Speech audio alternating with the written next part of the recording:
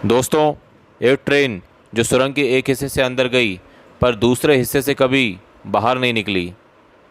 आपके लिए इस बात पे यकीन करना थोड़ा मुश्किल होगा, लेकिन ये सच है। तो नमस्कार दोस्तों, मैं डॉक्टर रविंद्र मीना आपके लिए लेकर आया हूँ इस घटना की पूरी डिटेल्स। आइए जानते हैं कि आखिर ये माजरा था क्या। दोस्तों, बात 1911 की है। जगह इटली। इटली की एक ट्रेन बनाने वाली कंपनी जेनेटी वहाँ पर ट्रेन बनाया करती थी। तो उन्होंने एक मॉडल लॉन्च करने की सोची। 3 डब्बों वाला ये मॉडल था, 3 डब्बों वाली ये ट्रेन थी। उन्होंने सोचा कि इसे लॉन्च किया जाए। उन्होंने इसकी काफ़ी पब्लिसिटी करी, काफ़ी लोगों को बुलाया। तब उस वक्त उस ट्रेन में बैठने के लिए उसके लॉन्चिंग मौके पर लोगों के बीच में होड़ लगी हुई थी कि हम इसमें इस इवेंट का हिस्सा बने, हम भी इसमें बैठेंगे। ठीक है। तो इसके लिए बाकायदा मतलब जो है सिलेक्शन किया गया। कुछ काफ़ी कंटेस्टेंटों को बुलाया गया कि किसको सिलेक्ट करें, किसको वहाँ पर बिठाएंगे। कंपनी ने ये इवेंट ऑर्गेनाइज़ किया और टोटल 100 लोगों को जेनेटी कंपनी ने इस इवेंट के लिए सिलेक्ट किया कि ये लोग इस दिन बाकायदा एक पर्टिकुलर टाइम पे यहाँ आएंगे और इस बैठेंगे। लोग भी काफ़ी खुश थे कि मतलब हम उस इवेंट का हिस्सा बनने जा रहे हैं। पहली बार हर कोई इस टाइप की चीज़ों से खुश होता है। दोस्तों, जब इनॉग्रेशन का दिन आया तो उस दिन सभी लोग, सभी अधिकारी लोग मतलब जो है जितने भी वहाँ पर कंसर्न ऑफिसर्स थे वो वहाँ पर मौजूद थे। काफ़ी पब्लिक थी। ठीक है, इटली की ये बात है। और 100 पैसेंजर जिनको सिलेक्ट किया गया था प्लस 6 क्रू मेंबर्स उस ट्रेन में सवार थे। ट्रेन को एक इटली में एक माउंटेन है, लोम्बार्डी माउंटेन, वहाँ पर एक सुरंग है, उससे होकर गुजरना था। सुरंग की लंबाई टोटल हाफ माइल के आसपास है, 1 किलोमीटर से हल्की सी कम। ट्रेन को उसके अंदर से होकर गुजरना था। काफ़ी लोग मतलब जो है इस इवेंट का हिस्सा बने, काफ़ी लोग इस इवेंट के चश्मदीद गवाह बने। और इनॉग्रेशन मौके पर काफ़ी भीड़ थी, काफ़ी ज़्यादा क्राउड था वहाँ पर। दोस्तों, तय समय पर ट्रेन का इनॉग्रेशन किया जाता है, ट्रेन चलती है, वो बाकायदा लोम्बार्डी टनल के अंदर घुसती है। ये घटना काफ़ी लोगों ने अपनी आंखों से देखी। लेकिन दोस्तों, कहानी इसके आगे जाती है। ट्रेन सुरंग के एक हिस्से से अंदर तो गई, लेकिन दूसरे हिस्से से बाहर नहीं निकली। दोस्तों, हाफ माइल यानी 1 किलोमीटर से थोड़ा सा कम। अगर कोई ट्रेन 50-60 किलोमीटर की रफ्तार से जा रही हो तो 1 किलोमीटर की डिस्टेंस ट्रेवल करने में मुश्किल से 1 मिनट से भी काफ़ी कम टाइम लगता है। 1 मिनट के आसपास तो बड़ी मुश्किल से लगता है। ठीक है, चलिए, इनॉग्रेशन का टाइम था। अगर ट्रेन थोड़ी सी स्लो भी चल रही होगी तो 5-10 मिनट लोगों ने वेट किया कि सुरंग के जो उस साइड थे कि ट्रेन अब आएगी, अब आएगी।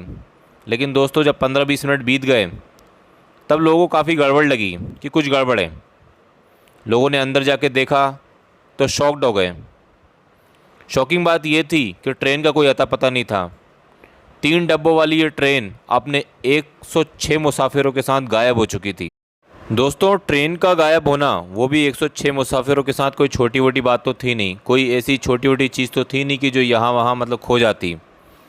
छोटी सी सुरंग, बड़ी सी ट्रेन, मतलब एक छोटी सी सुरंग में 3 डब्बों वाली ट्रेन तो बड़ी ही कहा जा सकता है, और उसके साथ 106 मुसाफिर।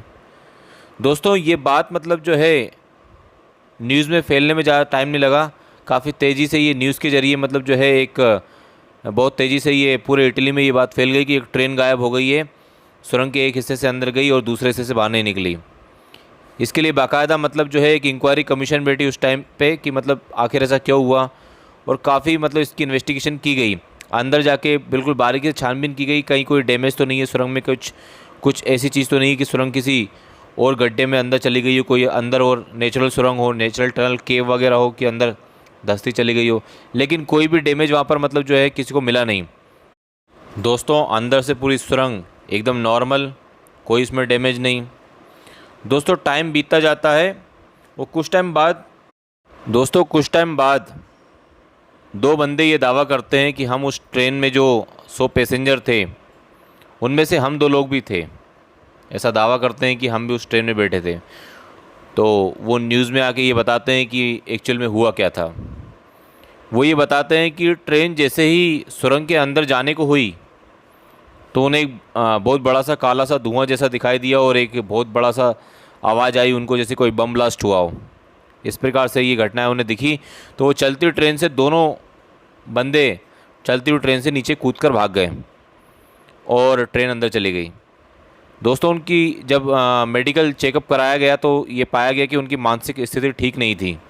दोस्तों उसके बाद में फिर अलग अलग टाइम पीरियड पे काफ़ी लोगों ने मतलब जो ये दावा किया कि ये ट्रेन मतलब जो इटली से निकल कर किसी और कंट्री में पहुंच गई। मतलब लोगों ने इसे अलग अलग टाइम पीरियड पे अलग अलग जगह पे देखने का दावा किया। इसी के कुछ टाइम बाद एक और घटना होती है। मेक्सिको की एक डॉक्टर थी, वो अपनी ड्यूटी कर रही थी। वो ये कहती कि मेरे पास कुछ पेशेंट आए, कुछ नहीं, उसने बाद में ये हालांकि काउंट करके बताया कि टोटल 104 पेशेंट आए थे हॉस्पिटल में। वो पेशेंट काफ़ी कंफ्यूज लग रहे थे, काफ़ी मेंटली डिस्टर्ब लग रहे थे, अपने आप को ये डिस्क्राइब नहीं कर पा रहे थे कि हम कहाँ से आए, क्या हमको तकलीफ़ है। लेकिन डॉक्टर ने ये बताया, मेक्सिको के एक डॉक्टर ने बताया कि 104 पेशेंट मेरे क्लिनिक पर आए थे। ये अलग एक मतलब जो है क्लेम हुआ है। लेडी डॉक्टर थी मेक्सिको की, उन्होंने ये चीज़ बताई है। तो दो तो पहले ही न्यूज़ में आके बयान दे चुके थे कि हम उस ट्रेन का हिस्सा थे। 106 पैसेंजरों में हम दो भी थे और 104 एक मेक्सिको की डॉक्टर के यहाँ पेशेंट बनकर आए थे, तो टोटल 106। कहीं ना कहीं न्यूज़ में ये बात फैलने में देर नहीं लगी, कहीं ये वो 106 तो नहीं जो ट्रेन के अंदर से गायब हुए थे। दोस्तों जैसे ही ये बात न्यूज़ में फैली कि इस टाइप के कुछ पेशेंट किसी डॉक्टर के पास आए हैं, तो मतलब जो है उनकी इन्वेस्टिगेशन की गई कि आखिर वो पेशेंट कहाँ है, अब कहाँ हैं। लेकिन उसके बाद वो लापता हो गए। एक ही बार आए थे, उसके बाद फिर कभी दोबारा उस डॉक्टर के पास ना नहीं आए। दोस्तों ये भी बड़ी एक अजीब बात थी कि वो आखिर वो पेशेंट फिर एक ही बार आने के बाद फिर कहाँ चले गए, वो कौन थे। तो ये चीज़ भी मतलब लोगों ने तुरंत मतलब उसे उस चीज़ से लिंक कर लिया कि हो ना हो ये वही लोग थे जो उस ट्रेन के साथ गायब हुए थे।